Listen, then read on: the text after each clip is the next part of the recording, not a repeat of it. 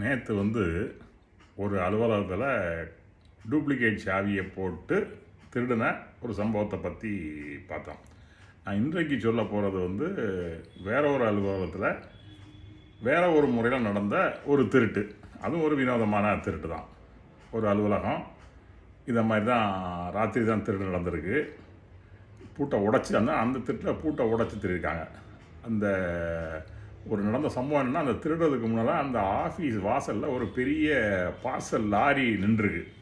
அதனால் ரோட்டில் போகிறவங்க வரவங்க இந்த ஆஃபீஸுக்குள்ளே யார் போகிறா யார் வராங்க கண்டுபிடிக்க முடியாத ஒரு நிலைமை. அந்த லாரி அப்படி நின்றுருக்கு. திருட்டு போயிட்டு பெட்டியை உடைச்சி கேஷ் பாக்ஸையும் எடுத்து கொண்டு போயிட்டாங்க. அந்த ஒழுக்கிற பெட்டியெல்லாம் திறந்தவன், ஆஃபீஸை திறந்தவன், ஆனால் இந்த சின்ன கேஷ் பாக்ஸ் அதான் சேஃப்னு சொல்கிறாங்க, அந்த சேஃபாக இருக்கிறத அதை அவனால் உடைக்க முடியல, தூக்கிட்டு போயிட்டான்.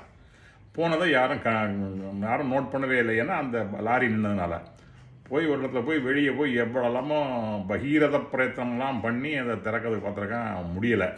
எப்படி இல்லாமல் உடச்சி பார்த்துருக்கான். அந்த பூட்டு சாவியை போட்டு அதை திறக்கவே முடியல. பெட்டியையும் உடைக்க பார்த்துருக்கான், அது உடையவும் இல்லை, ஒன்றும் இல்லை, பணத்தை எடுக்கவே முடியல.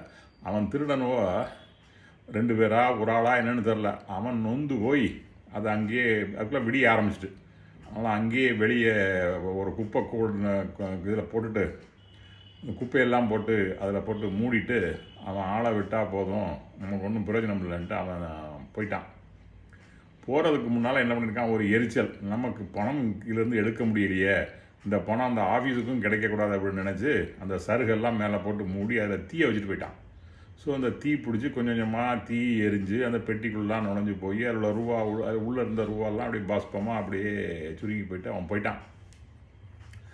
மறுநாள் பார்த்துருக்காங்க, ஒரு குப்பை மேட்டில் ஒரு பெட்டி இருந்திருக்க என்னென்னு பார்த்து ஆஃபீஸில் போலீஸுக்கெலாம் தகவல் சொன்னோன்னா இந்த பெட்டி தான் நினச்சி அந்த பெட்டியை உடச்சி போய் பார்த்துருக்காங்க. அப்புறம் சாவியை போட்டு தத்துருப்பாங்க, உள்ளே எல்லாம் வம்பா போச்சு. அந்த அலுவலகத்தில் என்ன பண்ணாங்கன்னா, சரி அந்த அலுவலகத்தில் உள்ள தினம் வச்சுருக்கக்கூடிய இதுக்கு ஒரு காப்பீடு எடுத்திருக்காங்க, பொது காப்பீட்டுன்றதில். அதனால் அந்த அலுவலகத்துக்கு எந்த விதமான நஷ்டமும் ஏற்படலை. இருந்த செக் இருந்து அந்த டீட்டெயில்ஸ் அவங்ககிட்ட இருக்கல, அதை வச்சு அந்த பார்ட்டிட்டெலாம் வேறு ஒரு புதுசாக ஒரு செக்கை வாங்கி அந்த மேட்டரை முடிச்சிட்டாங்க. ஸோ இது ஒரு வினோதமான திருடுனால பணத்தை எடுக்க முடியல, நமக்கு வராது யாருக்கும் கிடைக்கக்கூடாதுன்னு அவன் தீயை வச்சுட்டு போயிட்டான். அலுவலகத்துக்கும் நஷ்டம் இல்லை, ஏன்னா காப்பீடு செய்யப்பட்டிருந்ததுனால.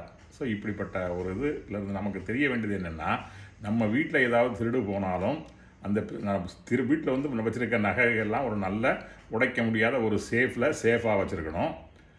மேற்கொண்டு அதுக்கு ஒரு காப்பீடு செய்து வைத்திருந்தால் நமக்கு ஏற்படுகிற இழப்பு பெரிய அளவில் இருக்காது அப்படிங்கிற உண்மை இதை புரியுது.